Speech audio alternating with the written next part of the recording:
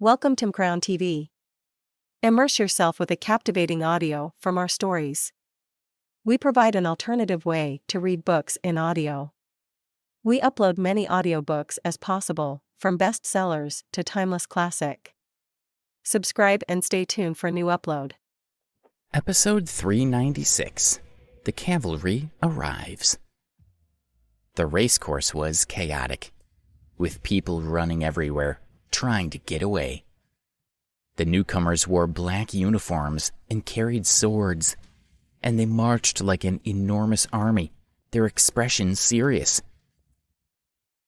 A luxury car accompanied them, but the windows were tinted, and no one could see inside. Their footsteps shook the ground, and it was clear that nothing would be allowed to stand in their way. "Where did they come from?" Mickey asked, quivering with fear. He ran to report the situation to his boss. Gregory, the leader of Mickey's gang, had already heard the men coming. Now that the situation was escalating, he leaned forward to poke his head out of the car, revealing himself for the first time to the students his gang had been threatening. He was feeling anxious as he watched the reinforcements Alex and Debbie had secretly called for an advance toward him. "What's going on?" someone asked. "Whose men are those?"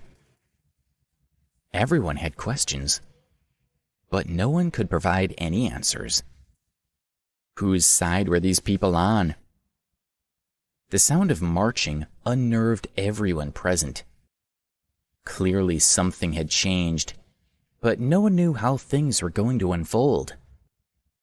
Mickey was quiet, almost subdued, and he didn't know what to do.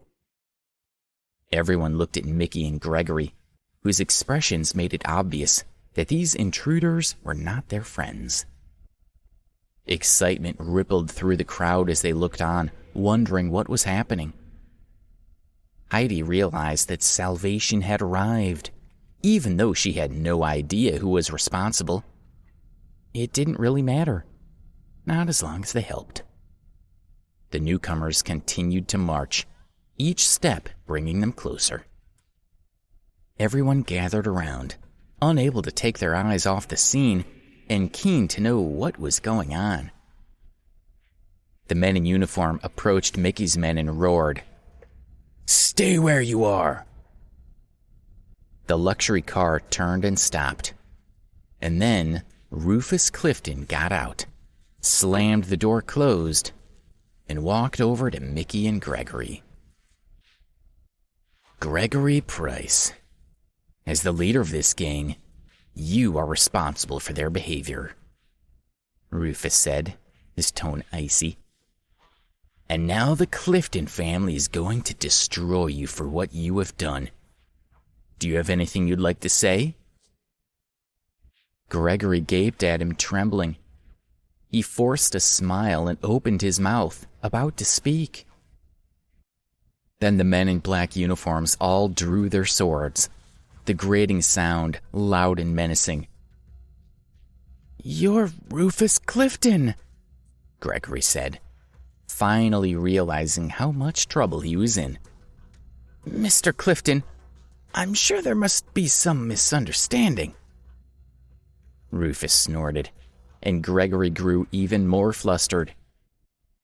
As for Mickey, his arrogance had vanished.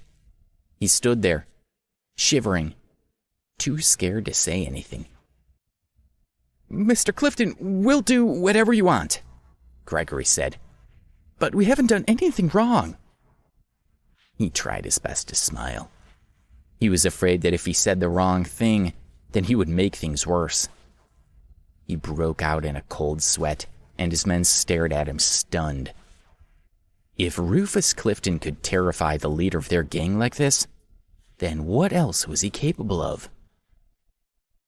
Although the members of the horse gang looked tough, they were nothing compared to the men Rufus had brought with him. It was like comparing grumpy kittens with savage tigers.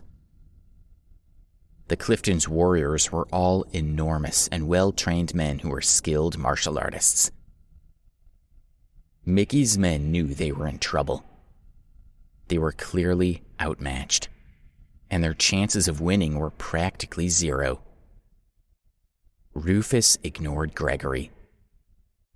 His eyes swept over the crowd, finding Alex, but his expression didn't change.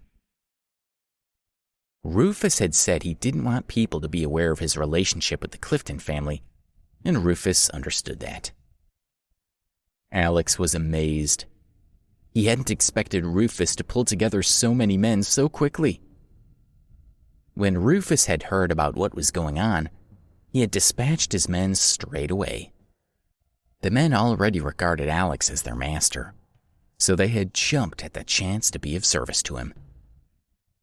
Even though they had suffered heavy damage recently, the Clifton family still controlled the Baltimore underworld. There was no doubt about that. "You haven't done anything wrong?" Rufus asked, staring at Gregory. "That's interesting, because I heard that you've been threatening students and tourists, intending to rob them." The students nodded. "Yes, that's right," one of them said. Heidi ran out and pointed at Mickey's men. "They tried to force me into sleeping with them." Alex hid a smile, impressed by the woman's bravery. Everyone crowded around, shouting to Rufus, determined to be heard. "Help us, Mr. Clifton. If you hadn't arrived, they would have killed us." They knew if Rufus left, they would be in trouble again, and they were scared of what Mickey might do to them. The men in uniform glared at Mickey's men. The crowd could tell that Rufus wasn't a bad man, while Gregory and Mickey were awful, so they chose to put their trust in Rufus. Mickey's people were angry, but they remained quiet. Rufus glared at Gregory. "Don't even try to deny it," he said, scowling. "I know you've been very active recently, and I'm well aware that you've been acting against my family. So what do you have to say for yourself?" "Mr. Clifton, Gregory began, and then he trailed off. He realized that the Clifton family knew all about him. He had watched their struggles with great anticipation, hoping to see them fall. He should have known that even thinking about how much he wanted to see them fail would backfire on him somehow. Gregory and Mickey quaked with fear, aware of the Clifton family's reputation for seeking vengeance. "Mr. Clifton, I promise I won't do it again," Gregory said, begging for mercy. Standing beside him, Mickey nodded his agreement. They knew if they continued to act tough, then they would only make things worse for themselves. Episode 397, Making Amends. "Did you ever spare a thought for your innocent victims?" Rufus asked. He turned to his men. "Tie them all up." Several men in uniform stepped forward. Gregory began to sweat, his eyes darting around, hoping to find a way out, but he was surrounded and had nowhere to go. He knew this wouldn't end well for him, and there was nothing he could do. The Clifton family was known to be ruthless, and Gregory's chances of survival were slim.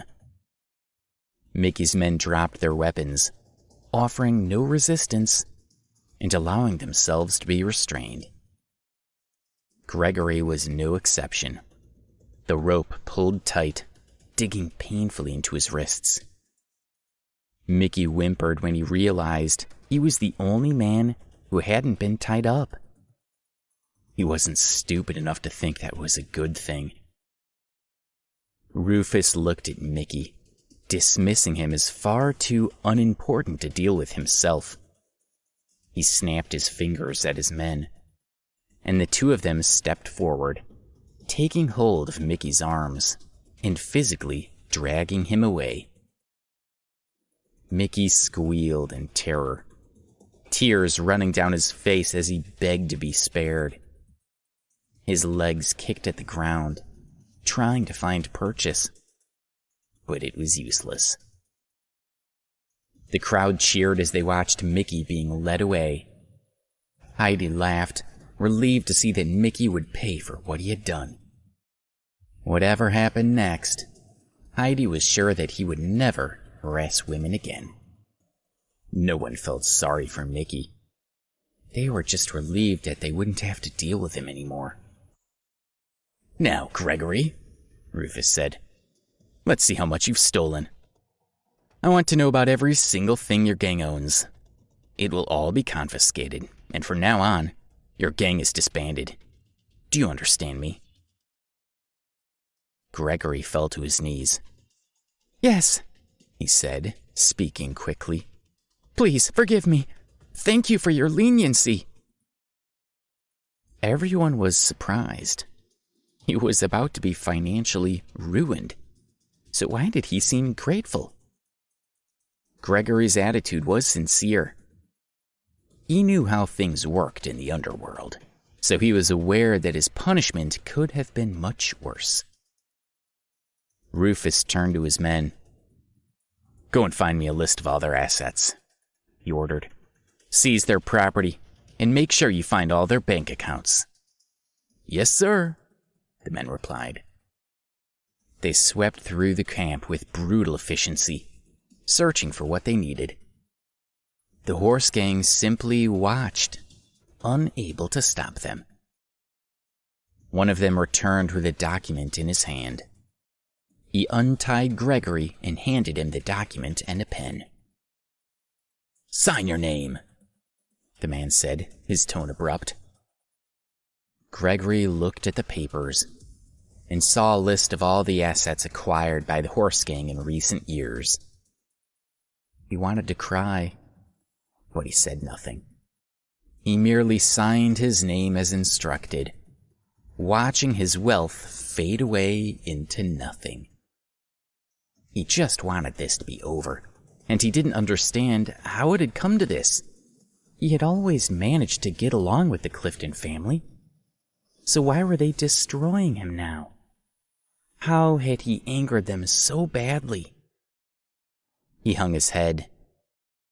Everything had gone wrong, and he didn't even have anywhere to stay that night. He stood and turned around to leave. "Where do you think you're going?" Rufus asked, startling him. "Do you think you're getting off that easily? Aren't you forgetting something?" Gregory looked at him, not understanding, but then he flushed as he realized what Rufus wanted. "Of course, Mr. Clifton," he said. "I'm so sorry." He walked over to Rufus and dropped to the ground in front of him.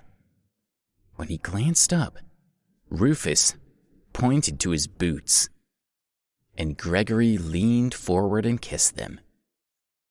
Rufus lifted his foot and kicked Gregory, sending him sprawling backwards.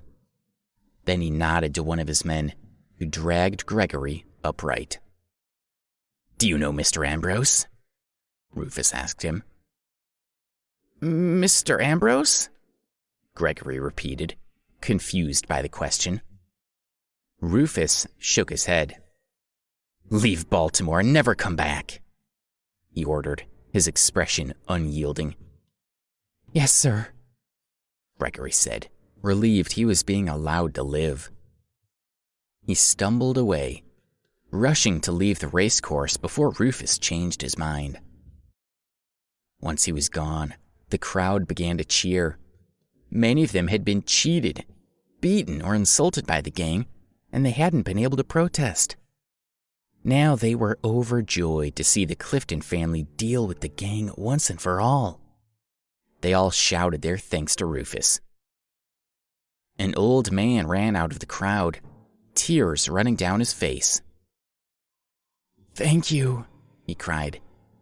"This gang drove my son to suicide last year, and now he can finally be at peace." His words set off a chain reaction, and others came forward to tell their stories. The gang had caused so much suffering, and the people were extremely grateful to the Clifton family for putting an end to their tyranny. The tourists wiped away tears, glad they had escaped the wrath of the gang. "The Clifton family has punished the wrongdoers and stood up for us," Davy called, full of admiration for Rufus. "Thank you." "Thank goodness they arrived when they did," Ted said, taking a deep breath to calm down. "I don't want to imagine what would have happened otherwise." He had lived a dangerous life, and he knew how bad things could get. Heidi and Alex had been fearless in the face of danger. Everyone looked at Heidi with great respect. But Alex, along with Debbie, had disappeared while the crowd celebrated the gang's downfall. Episode 398. He's just a security guard. "What are you looking for?" a woman asked. "Are they gone?" Heidi asked, searching for Alex and Debbie in the crowd. "Debbie is beautiful," she thought. "I've never seen anyone so pretty." While the crowd had been celebrating, Alex and Debbie had left together, so Heidi couldn't find them. Within a few hours, Mickey's men had scattered, shocking the whole city. Several people let off fireworks throughout the night. Rumor had it that Gregory had offended a mysterious friend of the Cliftons, who seemed to keep a low profile. But it appeared that he was extremely powerful. Chelsea Wood, the police officer in charge of the case, chatted on TV, listing the horse gang's recent crimes. There were a shocking number of them. Chelsea's reputation had always been beyond reproach, and her work investigating the horse gang had resulted in her being promoted. Alex turned off the TV and sighed. Perhaps now he could finally live in peace. He had no great ambition to be anyone important. All he wanted was to live quietly with Debbie. He continued to work as a security guard, while Debbie resumed her studies at Johns Hopkins University.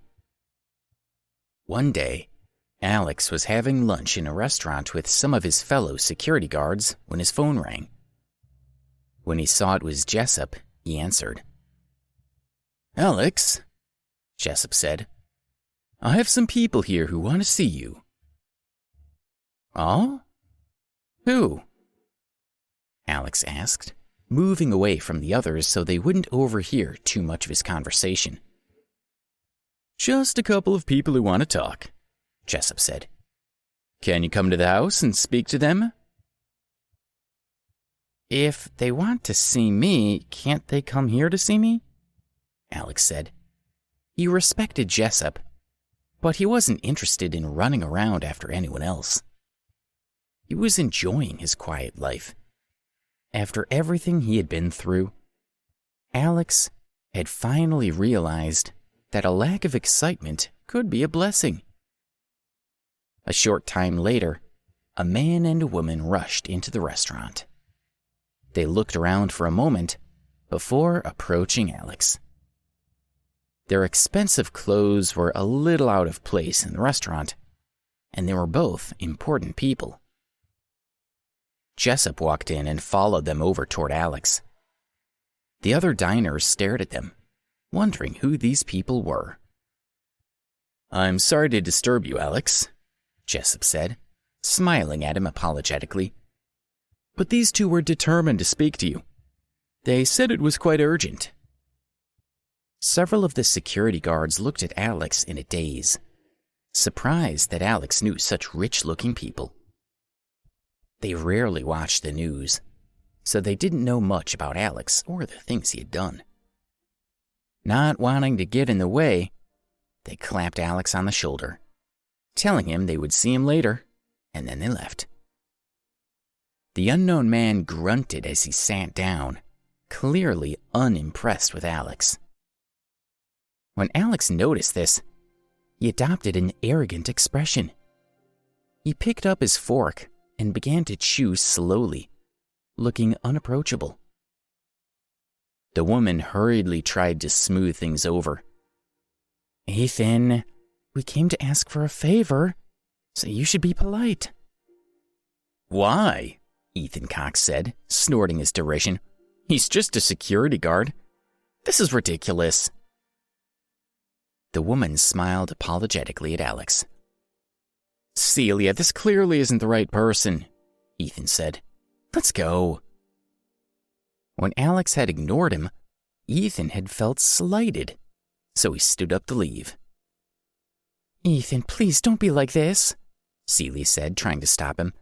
We haven't achieved anything yet. Don't screw this up. Jessup sat beside Alex, holding a cup of tea and seemingly unconcerned about whether Ethan would leave. That smells delicious, Jessup said, looking at Alex's food. Can I have some of that? Ethan stopped walking, and Celia sat back down and ordered some food from the waiter. Ethan sighed. How powerful can this security guard be? He wondered. Shaking his head, he walked outside.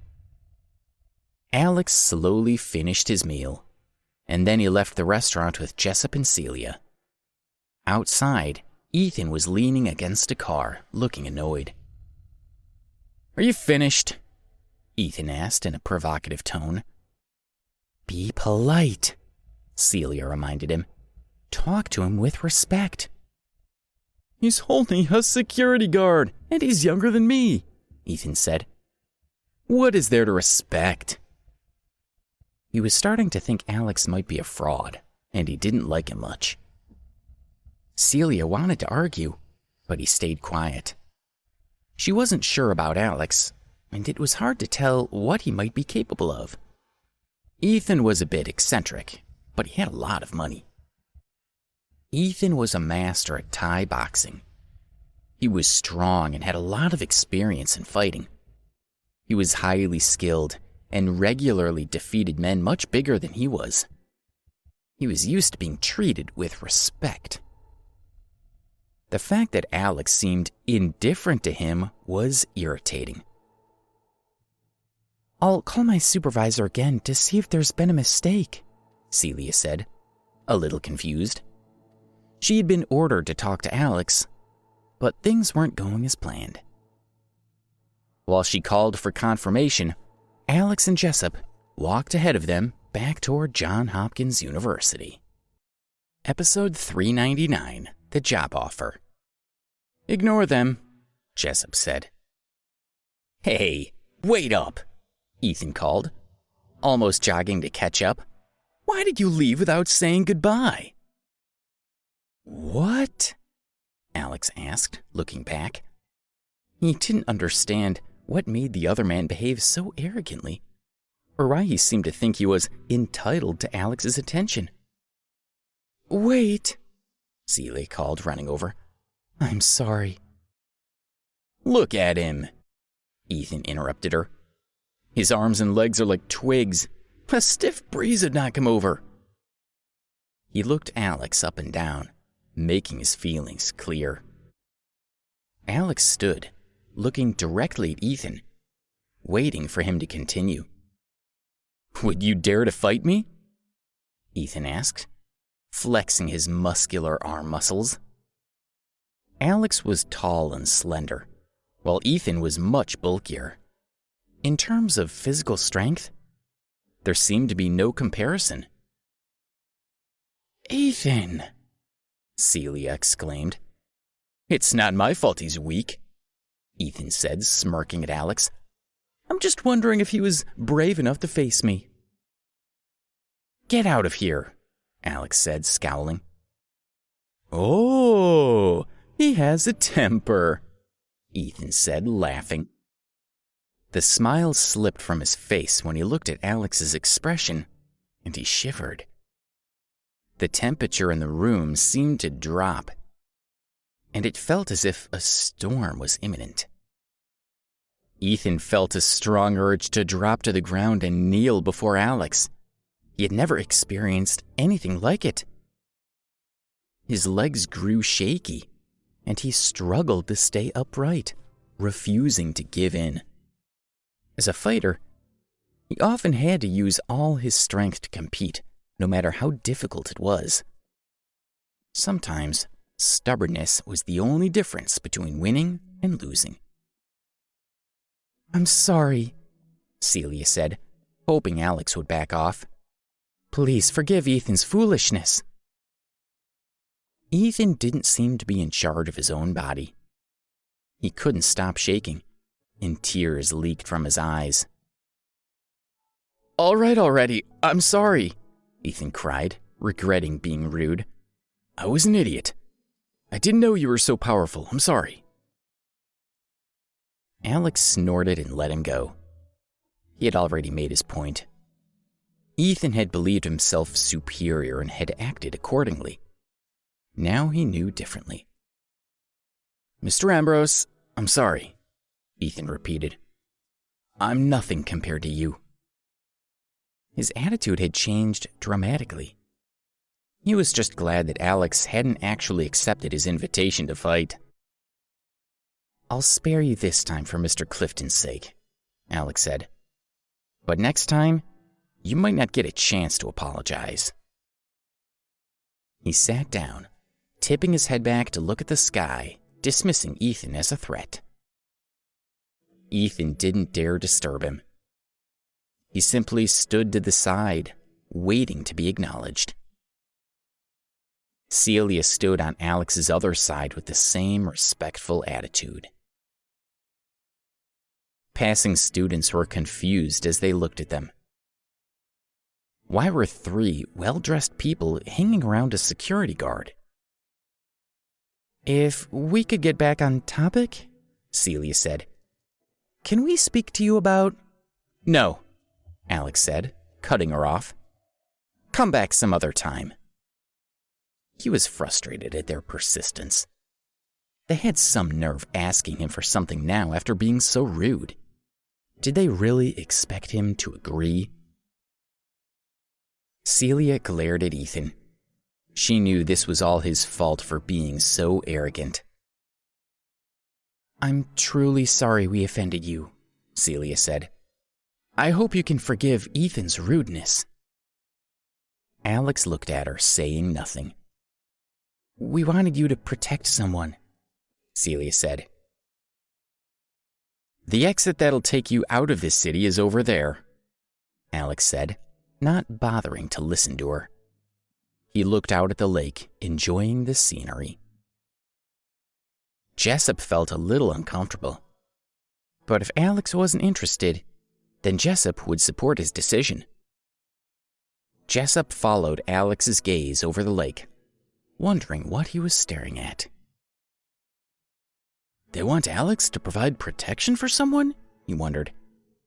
"So they want him to be a bodyguard?" "Please give me a chance to finish," Celia pleaded, rubbing at her temples. She was getting a headache. She couldn't abandon her task, so she continued trying to persuade Alex. If she failed, she would be in trouble. "I'm not interested in protecting the rich and famous," Alex said. "Oh no, you misunderstand," Celia said. "We want you to protect a student." "I'm already protecting a lot of students," Alex said, laughing. As a security guard at the university, he was responsible for protecting everyone on campus. "Please," Celia said. "We've already sent 11 bodyguards who were experts in martial arts, but they all died. This student is in a lot of danger."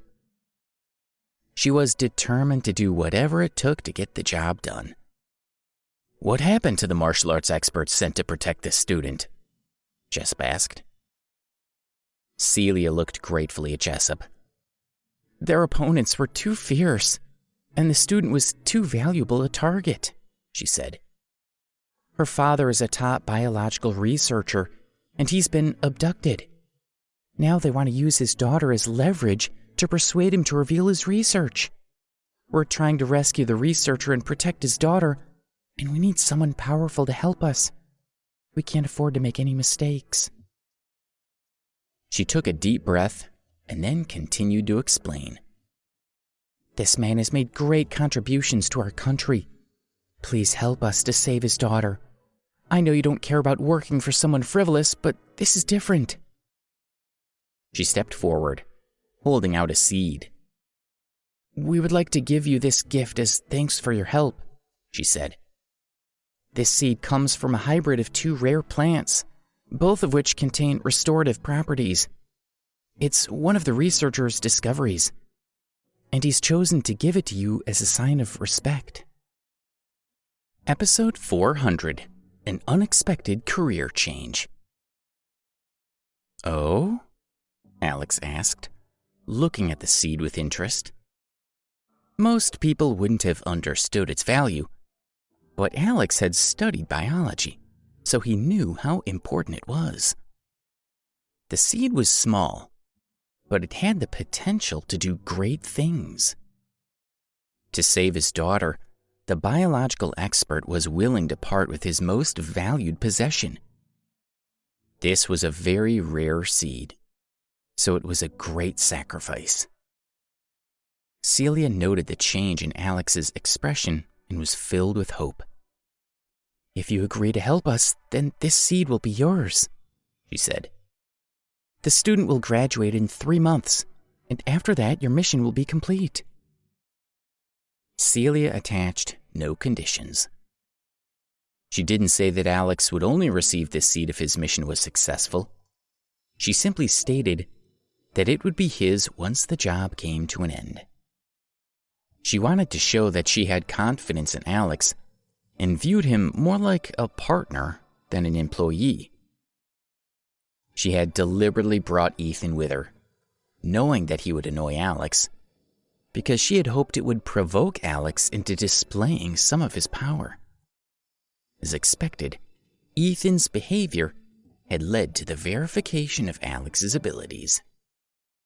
Unfortunately, Ethan's attitude had discouraged Alex from working with them, and now Celia had to work hard to bring him around. Alex frowned. He was trying to keep a low profile, so he didn't feel that this kind of job would be suitable for him. No, I can't help you, he said, all signs of interest vanishing. He stood up and prepared to leave. A photo fell out of Celia's bag, and Alex picked it up, glancing casually at it as he went to hand it over. He stopped, staring at the pretty girl in the picture. Is this the student? Alex asked curiously. Yes, do you know her?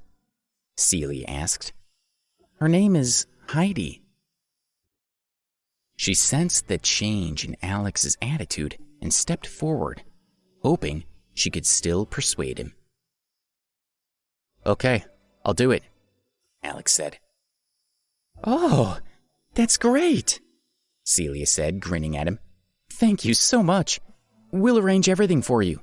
Your cover will be as a physical education teacher at Oak Ridge High School. Once she had explained the details, she placed the seed into a box and left. Oak Ridge High School was a top institution located in a large rural area. The scenery was beautiful, and the school was full of the best equipment and books available. They ran on a specialized curriculum and had a unique way of doing things. The school had a reputation for excellence, and it had been known to produce many talented people over the years. Only the best teachers were hired, and the students all came from good families. Unfortunately, there was one issue that marred the standing of Oak Ridge, and that was Class 6. At Oak Ridge, students were put together in core classes in their first year, and they stayed in that same grouping every year after until they graduated. They took all their classes together, and for better or worse, they knew each other extremely well. Class 6 was one of the classes currently in their final year at the school. This particular class disgraced the entire school, and the principal was unable to do anything about it.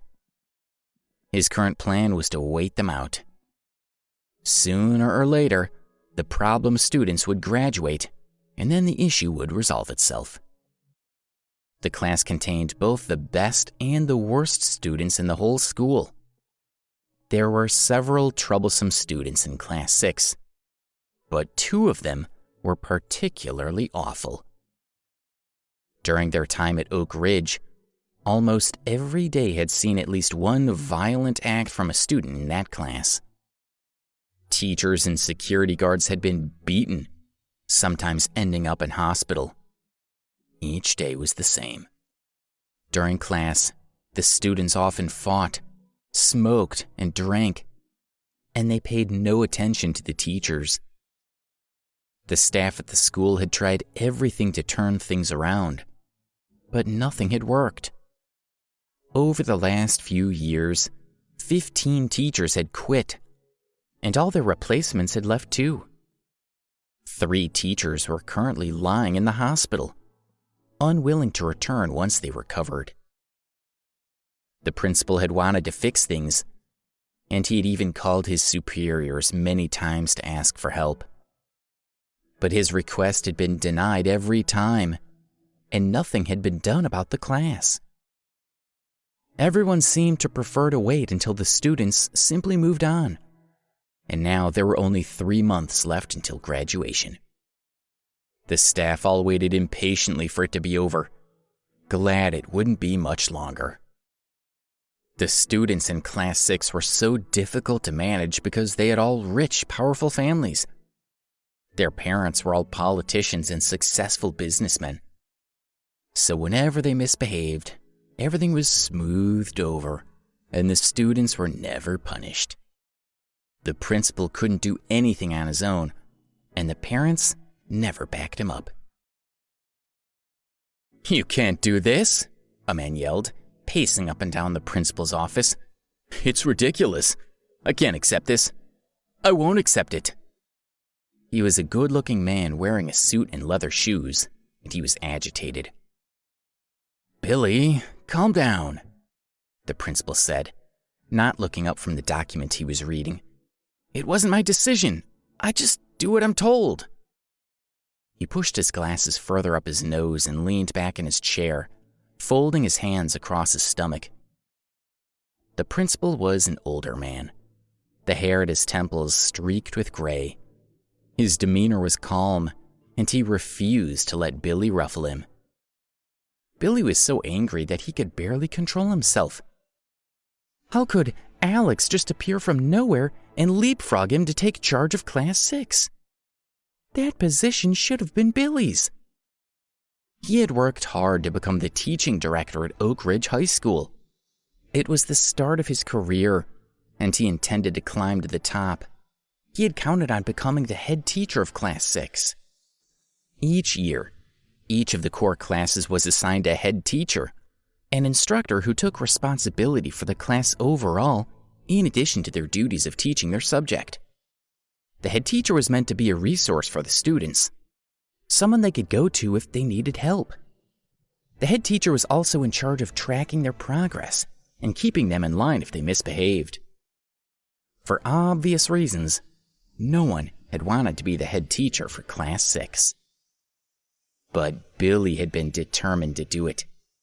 As their head teacher, he would be able to network with their wealthy parents. But teaching directors were not usually assigned to be head teachers, since they did not teach a class on their own, but rather acted as coordinators for the other teachers. Billy had hoped that the situation with Class 6 would become so unmanageable that the principal would have no choice but to make an exception. But in a cruel twist of fate, the principal had just informed him that Alex, his old enemy, would be taking the position Billy had been coveting. Alex would be arriving at Oak Ridge High School to take charge of the problem class. Thank you for listening to Crown TV. Please don't forget to subscribe, share and turn on the notification button.